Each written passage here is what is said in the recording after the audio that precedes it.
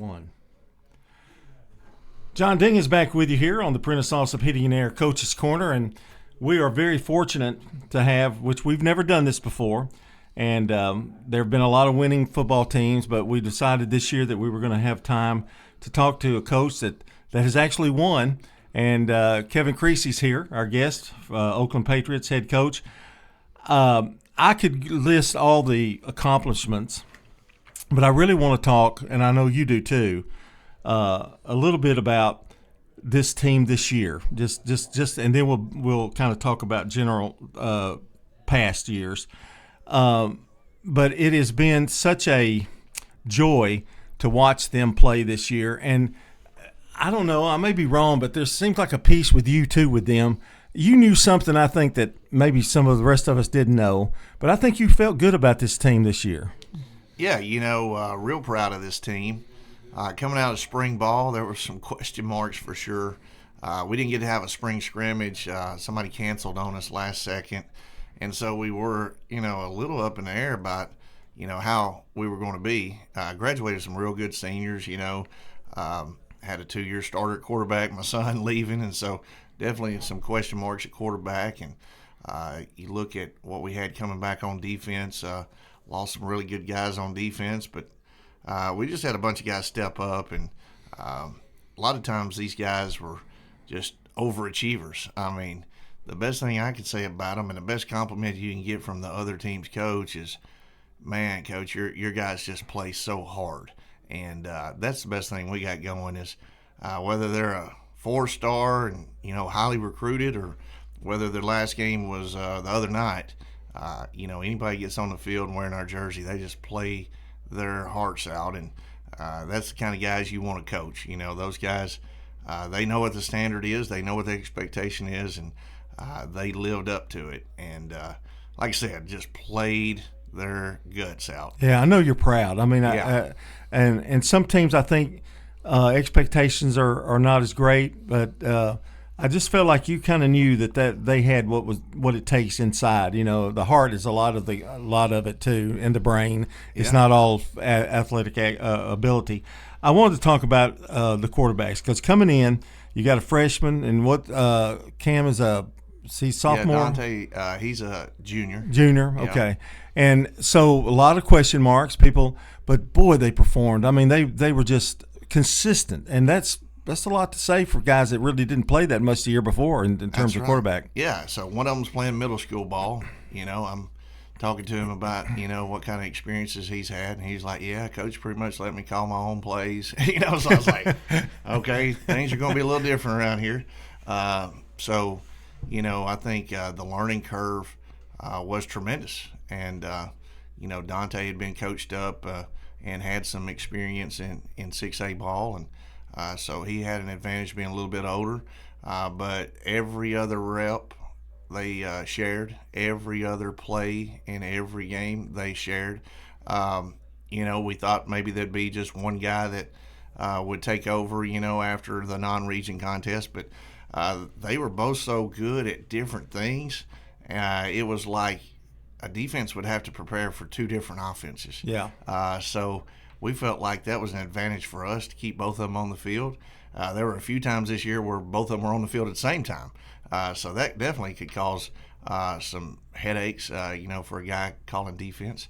But no, those two, just to know where they came from to where they ended up, man, they made tremendous progress and did a great job of leading our team, especially on offense. And, led by example a lot of times. We've got plays designed where our quarterback could toss it out there and then go lead block. And it's just crazy how much they're willing to do to help the team out. And then, Dante has a key block for us to, tie the ball game against Green Hill when we're losing the whole game. And then a week later, he's like, hey, that little toss play, can I go block again? You never hear a quarterback ask, can I go block again? And sure enough, he did it, and that turned into a touchdown. So, just you can do a lot with a bunch of guys that are just unselfish. And the best thing we had going is those dudes got coached up during practice, and there was no, back talking. There was no second guessing. if a coach told them to do something, they did it. And that's not always been the case everywhere I've been. And I love the fact that everybody just kind of took their little chewing and moved on, and understood that, everybody was, going to get corrected. Everybody was going to be held to a standard.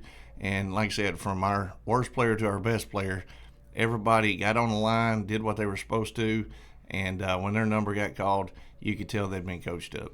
About the game, Coach, and I don't want to spend. I want to talk a little bit about the legacy a little, but in the game, that offensive line, one of the greatest performances I've ever seen. If I'll put you on the spot, if you can name the names, but I was so impressed.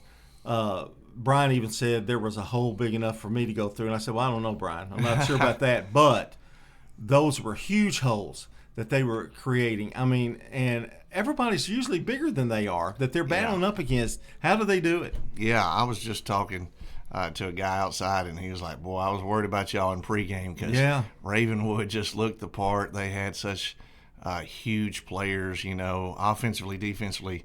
Their linemen and D linemen, I mean, they're just long and athletic. And every single week, if you look at the coin toss, you'll think we're in trouble. I mean, it's just, we try to send some bigger guys out there, and we're still looking up at everybody we're playing. So for our D line, that's, small but athletic, for them to get in the trenches day in and day out, I think it speaks volumes about how good they are. And you had some injuries up front too. I mean, you had some guys that couldn't play some this year. We did, and that was unfortunate. And it was this next man up. So we started the state championship game with a freshman at offensive guard, but he's not just a freshman. I mean, he's a young freshman. Could have played 8th grade ball this year. Trent Gibbs is going to be one of the best players to come through Oakland if we can keep him healthy, and he'll be playing D-line and O-line next year because you can't keep him off the field. But, I mean, he's a special freshman. And 2 sophomores. We had a junior. We only had 1 senior on the offensive line, so we're really only losing 1 guy. But Keyston Stewart was a senior that's going to go to UT Martin, snap the ball, and, has like a 35 ACT. So he was always a reliable guy for us. So he'll be hard to replace, but at the same time, we kind of had a 3-man rotation at 2 tackle spots, so we got enough guys coming back, and should be good next year. But they weren't very good in the spring, and they got better and better. And Coach Edie is one of our better coaches, and just kept on coaching them up day in and day out. And they did a tremendous job of getting better for Coach Edie, who played at Smyrna when they won a state championship. Couple. I don't know, 15 years ago, something like that. But that sucker, he's one of our best coaches, and just got those guys ready and prepared every week. And like I said, we knew it was tough because they are a bunch of first-time starters. And now that they got some experience under the belt, we're going to be just fine next year. We're talking to Coach Kevin Creasy, the winning coach at the Blue Cross Bowl. What was the scariest moment of the year when, where were you going? What was the point where you go, uh-oh, this might not be our year? Was there a point, or I know you had a close game in the playoffs, but was that it, or was there a time when you really were worried, concerned that you might not be able to repeat? We had 3 or 4 scary moments, really, really rough moments. One was when a fluke play just happened in the second round of the playoffs. We had one of our best players, Justice Haggard, who signed with MTSU the other day. Somebody just fell into him, and he broke his ankle. And, I mean, he was leading the team in touchdowns. Yeah. Did a great job on defense for us. And so, you lose a player like that, it's like losing 2 players because he's such an impact player on both sides of the ball. So that was the first one that scared us to death. And then, the Riverdale game, it's one of those deals where we're back and forth with those guys again. And, the schedule just put it up where, they could win the region again if they beat us. We could win the region if we beat them. So we both kind of held our own destiny in our hands. And we're having trouble stopping them. They're doing a great job. playing their tails off against us on our field, and we felt like we had to do something to kind of change the game, and there's just a couple minutes left, and it's fourth down, and sure enough, I called timeout, and we're talking about, we got two different punt teams, and we're talking about which punt team to put out there, and the players are over there just, trying to talk me into going for it, and I'm like, y'all could have got a first down on third down, and we wouldn't be in this situation. Yeah. And so for us to go for it on our own, I think 29-yard line, 4th and 2, 4th and 3. But the players, they were all for it, and I was like, you realize this is our season, like gutsy, yeah. We could have 4 playoff games at home, or we could be on the road. Last time we lost the state championship, we had to go on the road and win. Over at Riverdale, we had to win over at Bradley. And you go on the road so much, and then you get all these injuries. And then we didn't have much left in our tank for Houston.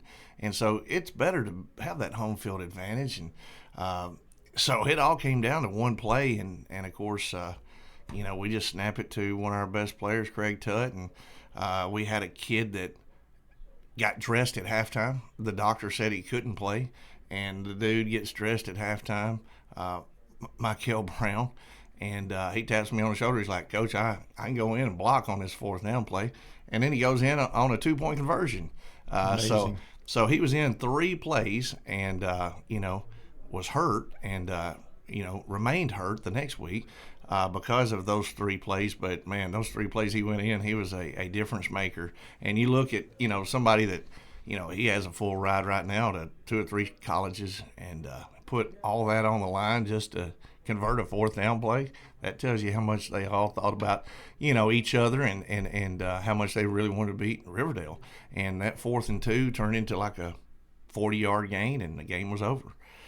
So give a lot of props to, those guys talking me into going for it, because I was like, all right, we'll go for it. But, if we don't make it, they're going to be in perfect position to, score and take all the momentum. You can talk to Mr. Marshall after the game, guys. You can talk to him. And then lastly, Green Hill, we talk until we're red in the face about how good Green Hill is. And, our guys just kind of look at some scores and, Ravenwood, really beat up on Green Hill pretty good. Yeah. And the year before, Blackman beat a 10-0 Green Hill team. So I think a lot of our guys thought we could just roll a ball out there and be just fine. But they had 38 seniors. Their quarterback's a winner. Their coach is really good. And, next thing you know, we're down double digits with 6.5 minutes to go. And Dante Cameron pretty much takes the offense into his own hands and makes some incredible runs. And made one incredible pass and just took over the game, and just willed us to win and come from behind. Like I said, double digits with 6.5 minutes to go. Yeah. Just impressive. And, I don't think enough gets talked about our quarterbacks. Just, we put them in some tough spots. And, everybody says we're just back here handing the ball off. But ultimately, our quarterbacks threw for 1,700 yards. I mean, you're talking like 18 touchdowns. They ran for another 1,000, another 14 touchdowns. I mean, our quarterbacks are pretty good. Would you ever dream that they would have had that kind of performance? Yeah, no doubt. I did. And, that's the thing about it. If you combine their stats, I mean, they're Mr. Football worthy, if you combine their stats. But, like I said, individual stats are not really what we're worried about. It's the wins and losses. And as long as we can keep that going, those scholarships and those accolades and all that stuff, they'll come, you just got to put it on film. But ultimately, I think when we have a bunch of unselfish players, and don't get me wrong, you got to have good players. You can't run out there and just have unselfish players that, can't walk and chew gum. They got to be pretty good at football, but they got to be willing to be coached. They got to be willing to get better every week. They got to be willing to work. And that's the best thing we got going for us. We play some teams that have guys going to college. They have 4-star players. They have big-time recruits.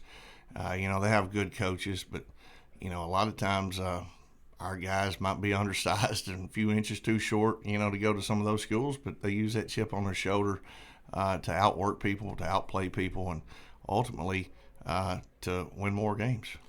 I could talk another hour. We're going to have to wrap it up here in a few minutes, but I want to get a couple of things in. Craig Tutt, I'd be remiss if I didn't mention him. Didn't runner up for Mr. Football, but in my vision, he is Mr. Football because I think sometimes they forget about all the defense that he played and couldn't put those offensive numbers maybe, but that's the kind of kid he is. He's unselfish, and I was glad to see that he was able to tie the record in the Blue Cross Bowl. But just a 20-second, 30-second thing about Craig Tutt. I mean, I call him King Tutt, so that's how King I feel. Tutt, yeah. Craig has been a good player for us since he was a sophomore. Started for us as a sophomore, got some offers to play big-time football as a sophomore, and has backed it up year in and year out. More valuable for us on offense than anything. May go to college and convince people to put him on offense.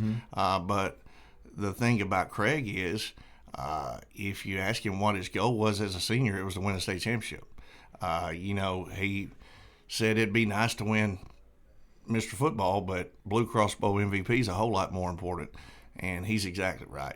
And so he's been Mr. Football runner-up a couple years in a row, but ultimately he would not swap that Blue Cross Bowl MVP for a Mr. Football trophy. That's a regular season trophy, and to tell you the truth, his regular season stats were pretty ordinary. He had less than 400 yards in 10 games. That's just very ordinary. But then the last two games, against Blackman, one of the best defenses around, against Ravenwood, one of the best defenses around, Craig Tutt had 50 carries in two games. 50 carries, 450 yards, 12 touchdowns. So Jeez. It was just a matter of, Craig, I know you want the ball, but in big ball games, you're going to get it, and you may get it more than you want it.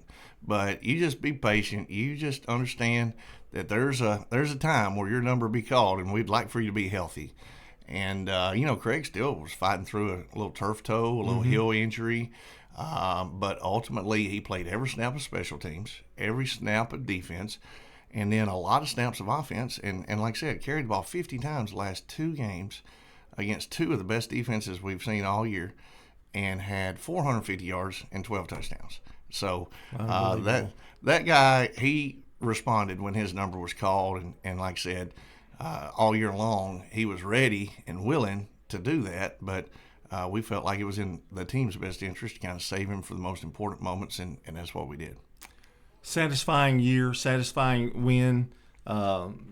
What can you say? I mean, you go through seasons like this, you dream about them. A lot of people do. A lot of people haven't had that opportunity, and all of them want them. You're going to be the team that they're going to be coming at next year, and you know it.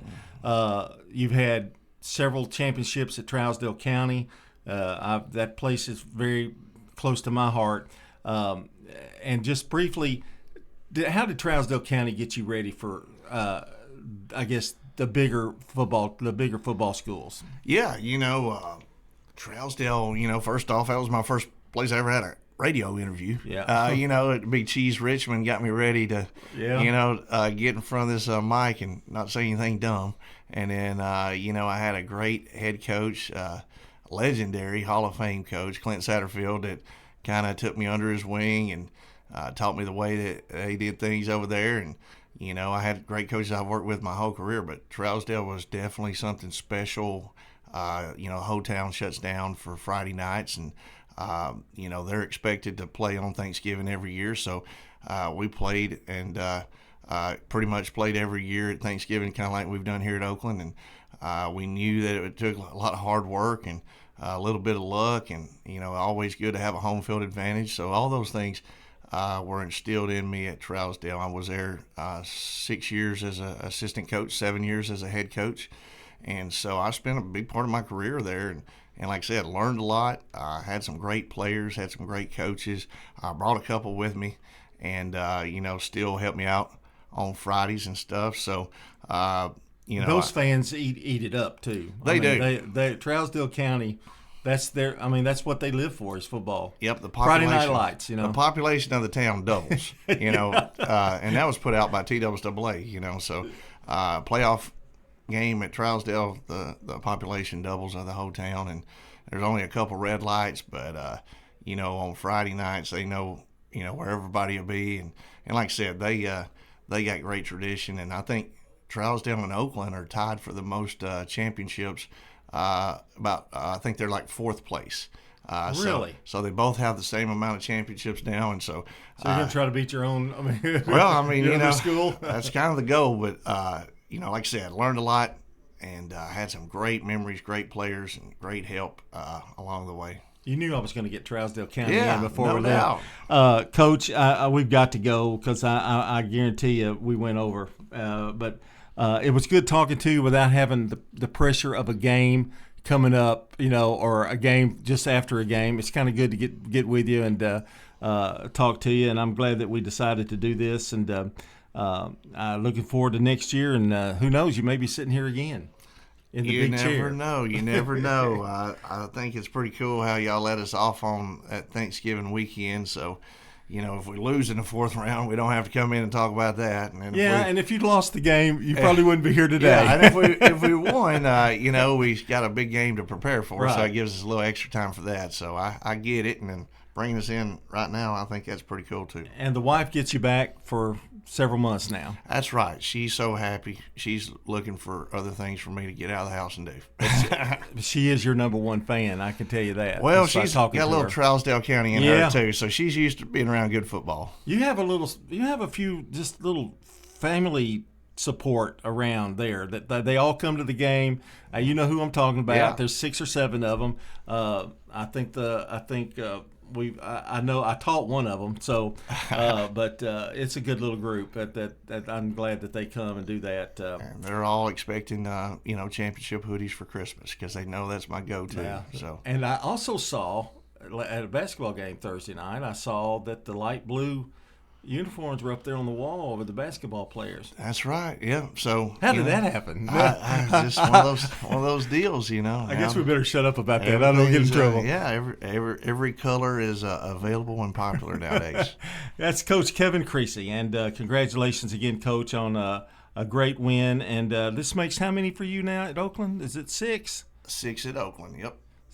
Rutherford County continues to still dominate, doesn't it? They do. I mean, Rutherford County is kind of the mecca of high school football right now. Well, I appreciate you taking the time, and have a nice Christmas, too. Yep, you too. All right, that's Kevin Creasy, the head coach of the Oakland Patriots, and we're glad that we had this time to talk to him. And that's going to do it for the program today. I'm going to turn it back over to Brian Barrett after this timeout.